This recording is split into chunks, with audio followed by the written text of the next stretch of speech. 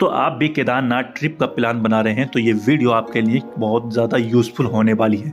इस वीडियो में हम जानेंगे कि केदारनाथ में ठहरने की क्या क्या व्यवस्था है, केदारनाथ पहुंचकर खाने पीने की क्या क्या व्यवस्था है और केदारनाथ कैसे पहुंचे। इन सभी चीज़ों को जानने से पहले थोड़ा सा केदारनाथ के बारे में जान लेते हैं। केदारनाथ धाम भारत के उत्तराखंड राज्य में स्थित एक प्रमुख तीर्थ स्थल है। ये धाम हिंदू धर्म के 8 महत्वपूर्ण 4 धामों में से एक है, जिसे 4 धाम यात्रा का भाग माना जाता है। केदारनाथ धाम पहुंचने के लिए पर्वतीय मार्ग से गुजरते हैं, जिसमें कुछ स्थानों पर रास्ता खासी कठिन हो सकता है।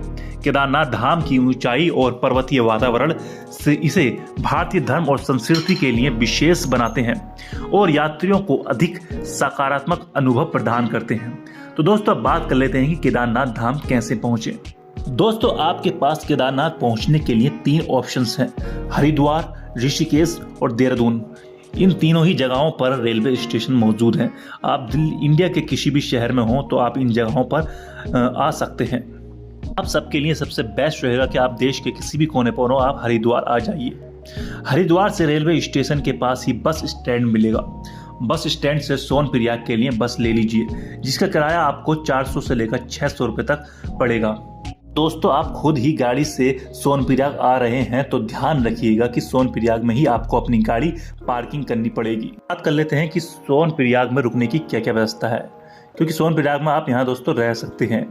सोनप्रयाग में होटल की कीमतें जो रहती हैं वो दोस्तों 1000 से लेकर 1500 रुपये पर नाइट के हिसाब से एक बंदे तक के लिए आसानी से मिल जाता है। आप यहाँ डोमेट्री भी ले सकते हैं। डोमेट्री में एक बंदे का पर नाइट का जो खर्चा आता है वो 500 रुपये आता है। अगर हॉल की बात करें तो हॉल में आपको एक बेड मिल जाता है आपको 100 से लेकर 200 रुपये में, जो आप अपने बजट के हिसाब से मैनेज कर सकते हैं। दोस्तों, सोनीप्रयाग से गौरीकुंड आपको टैक्सी लेनी पड़ेगी। टैक्सी का जो खर्चा आता है वो दोस्तों 200 रुपये का आता है। सोनीप्रयाग से गौरीकुंड की जो डिस्टेंस है वो 5 किलोमीटर की होती है। गौरीकुंड से केदारनाथ का सफ़र 16 किलोमीटर का है, जिसे आप पैदल, पालकी या फिर खच्चर के सहारे कर सकते हैं। अगर खच्चर के किराए की बात करें तो दोस्तों एक साइड का खच्चर का खर्चा आ जाता है 2300 रुपये, और पालकी की बात करें तो एक तरफ का जो खर्चा आता है पालकी का वो 5000 रुपये हो जाता है।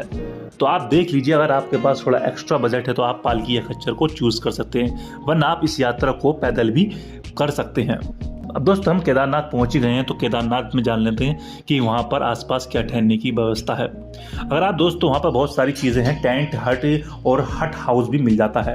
अगर आप टेंट में रुकेंगे तो एक रात का वहाँ पर एक बंदे का 400 रुपये का किराया लगता है। और हट की बात करें दोस्तों तो हट में एक रात का एक बंदे का किराया 800 रुपये तक लग जाता है। वहीं दोस्तों हट हाउस में एक बंदे का किराया 1000 रुपये के आसपास हो जाता है।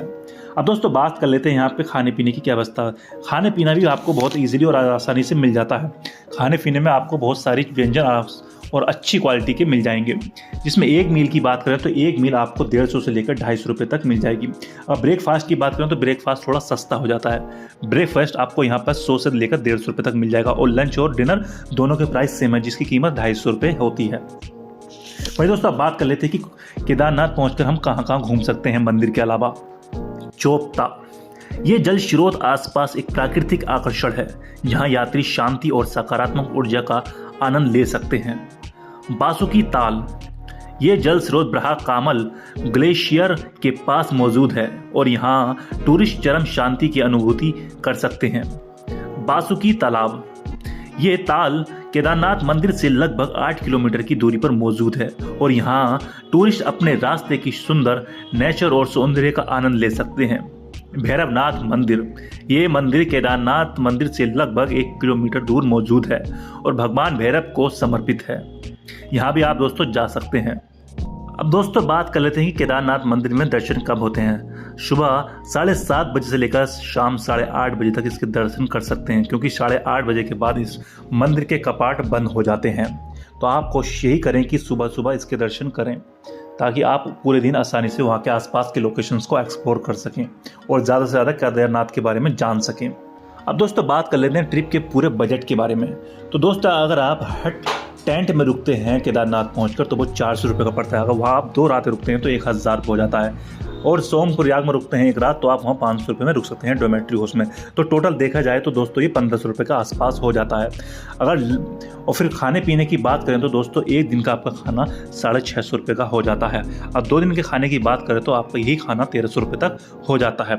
यानी कि दोस्तों 3000 रुपये के आसपास ये आपका ट्रिप कंप्लीट हो जाएगा। इसमें कि आपका जो ट्रैवल का खर्चा है वो इंक्लूड नहीं है, आप उसको भी ऐड कर लें। अगर ओवरऑल खर्चे की बात करें एक अमाउंट अराउंड लगभग मेरे ख्याल से 5 से 6000 रुपये के बीच में आप बहुत ही अच्छे से केदारनाथ की यात्रा 3 दिन की यात्रा पूरी कर सकते हैं। तो दोस्तों आज की वीडियो में इतना ही। आई होप ये वीडियो आपको पसंद आया होगा। अगर वीडियो में कुछ रह गया तो हमें कमेंट सेक्शन में ज़रूर बताएं। तो एंजॉय योर ट्रिप, मिलते हैं एक नई ट्रिप के साथ।